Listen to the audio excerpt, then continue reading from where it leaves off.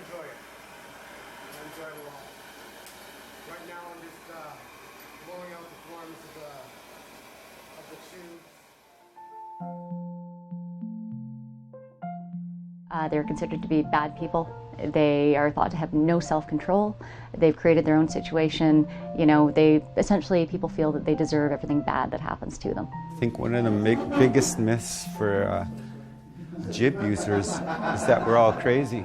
And that we're monsters, and we're not. We're people. I think people are uniquely afraid of stimulant users because they've seen the real bad cases, if you will, where people go into the flail and they're doing the dance on the corner, and they don't want to be associated with that people. They stop being a human.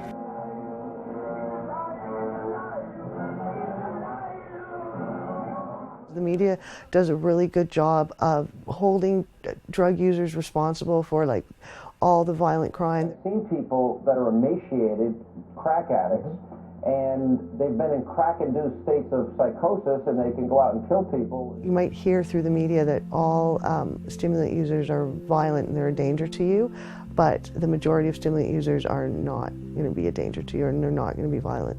When I first started working in the downtown east side, which is an area of Vancouver that's often referred to as the poorest postal code in Canada, I remember being struck by just how many stimulant users there were, and that the perception generally about them was that they were really violent, that they were constantly in psychosis, that idea that they were essentially dangerous monsters that you had to avoid at all costs. When I started working at the Drug Users Resource Center in particular, I was really struck by how fundamentally untrue that is.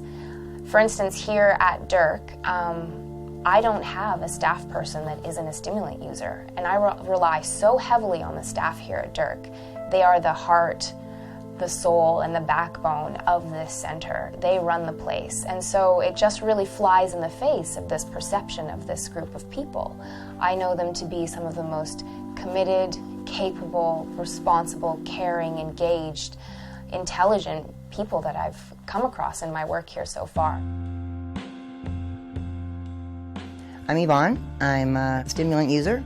I'm Jim. I'm a stimulant user. My name is Steve. I am a stimulant user. My name's Sarah. I'm a stimulant user. I've been a stimulant user for almost, I guess, 15 to 18 years. I'm 49 and I live now on the downtown east side. I volunteer in my neighborhood. I am also a father, an entertainer, a musician. One of the pure volunteers at the Lifestyle Center, the Drug Users Resource Center. I co-facilitate one of the groups there for jib users. I also work in the needle exchange window, and I work for Hives for Humanity doing beekeeping. I have a Bachelor of Journalism from Carleton University. I currently volunteer at the Drug Users Resource Center as a peer facilitator for a crystal meth users group. And I work part-time running a shower program for the homeless in Vancouver.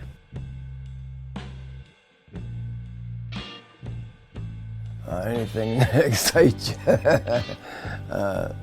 Mostly synthetic, of course, drug use, crack cocaine, jib. I don't use the jib myself, but in those categories. Pills, any amphetamine, medications that treat Ritalin, things like that, all have essentially the same effect. But like I said, what we see the most of here is crystal meth. Crystal meth is now the new, cheap, easy drug. So we're seeing more and more of it. And this location, as opposed to other locations I've worked at, way higher use. I'd say easily 70 to 80% of our clients. Stimulant basically amps you up. It is what it sounds like. Well, it's an immediate rush, an immediate high. It's like running all your volumes on 10. That's what it is for me. I am ADHD, and I did use jib to help me. And what it does is focuses my brain, helps me put things in order. Then I can think strategically. Everything's placed where it should be. It all makes sense. When you do a depressant, you internalize, so you want to be more quiet and alone and that kind of thing. Sleep, that kind of stuff. And when you do a stimulant, you're like hyper vigilant and you have energy for whatever range that high is to do, and you just go in a massive way. And that's how it feels. It's a that feeling of just feeling like you're the biggest, baddest thing on the planet for a second. I use it for frustration. I use it for just something to do. So it's boredom. It's just a number of reasons why people could be trying to run from a hurt or hide a hurt or put salve on a hurt in their own way. And so they use drugs. I think a lot, if not all, people who are using stimulants on a regular basis are probably self-medicating based on trauma they've experienced in the past, or like grief, loss, abuse, self-medicating to sort of push that pain down. I know I started, but it was hanging out with your friends, and you're in a high, intense kind of situation. You added the drug to it, and it got higher, it got more intense, and it started out a lot of fun. So when a person hooks on something that's fun, they tend to gear towards it more and more. We all want to be happy and have fun.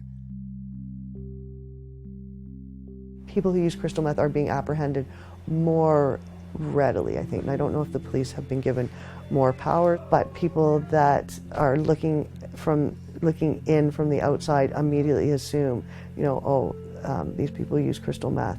They smoke crack, they're going to be violent, they're going to be a threat to me, they're going to be a threat to the general public.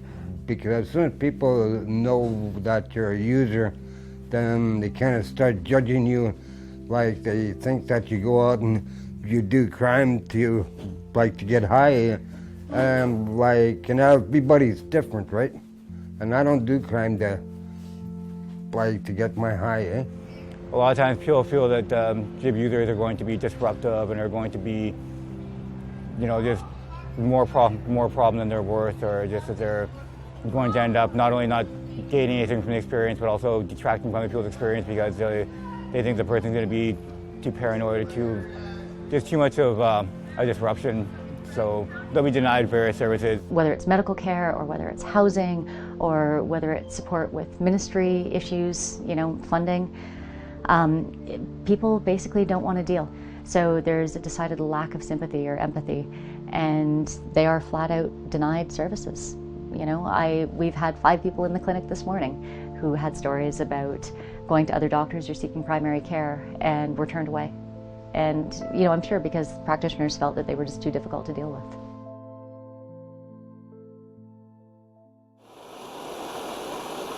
Basically, I'm blowing pipes for people that use crystal meth. I'm doing this for the fact is that I'm a user, but at the same time, I feel that I need to give back to society for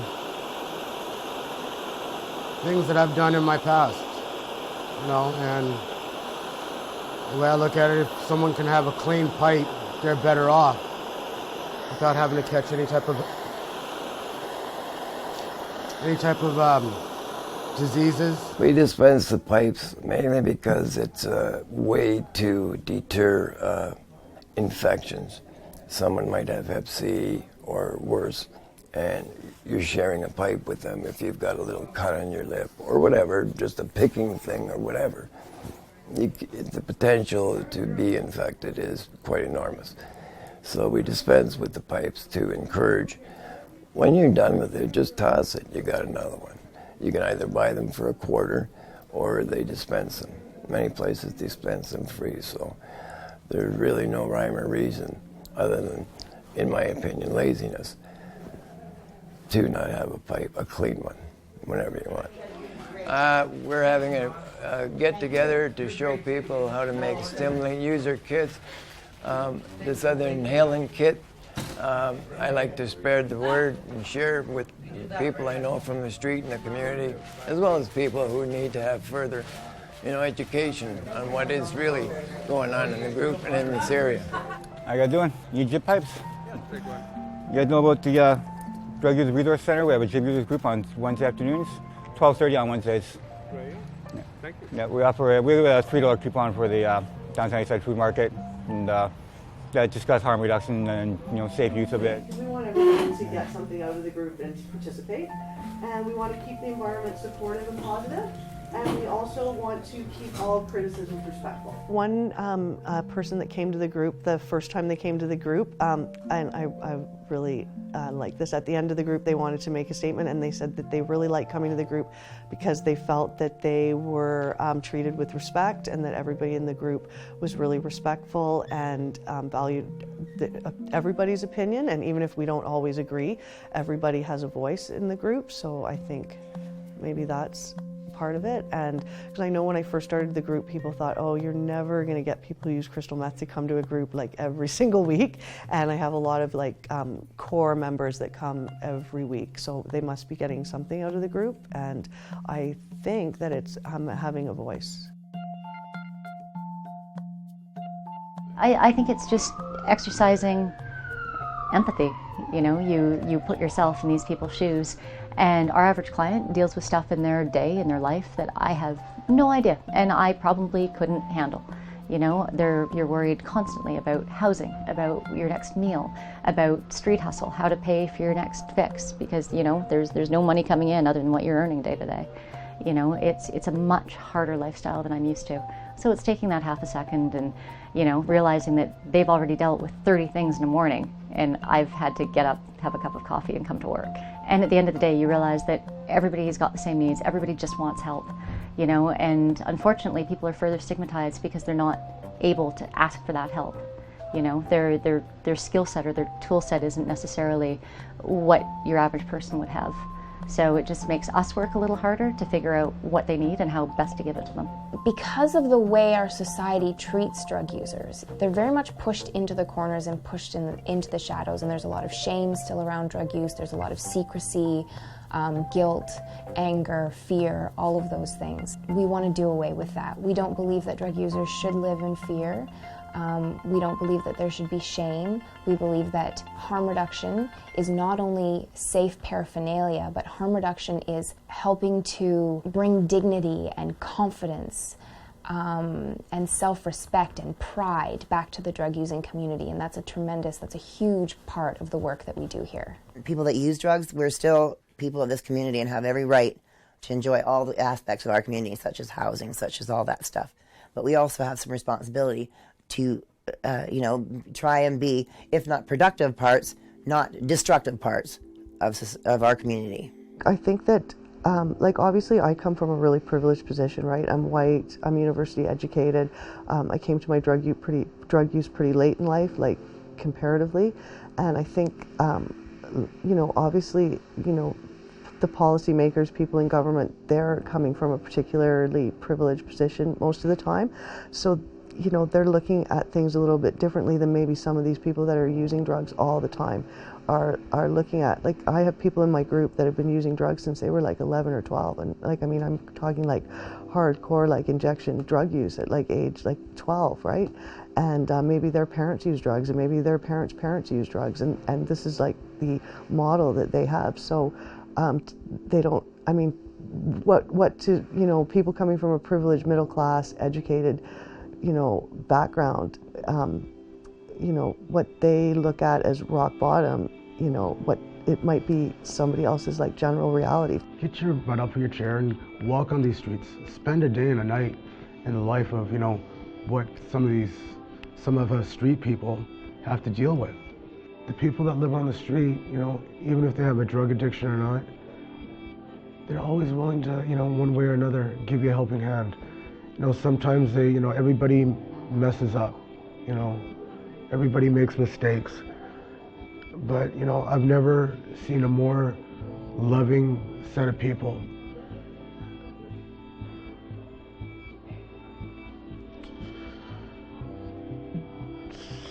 For everybody out there, it's just, don't turn your backs, because everybody needs a helping hand one way or another, no matter what. And for myself, I just wish everybody happiness and, you know, joy, and to give a helping hand one way or another.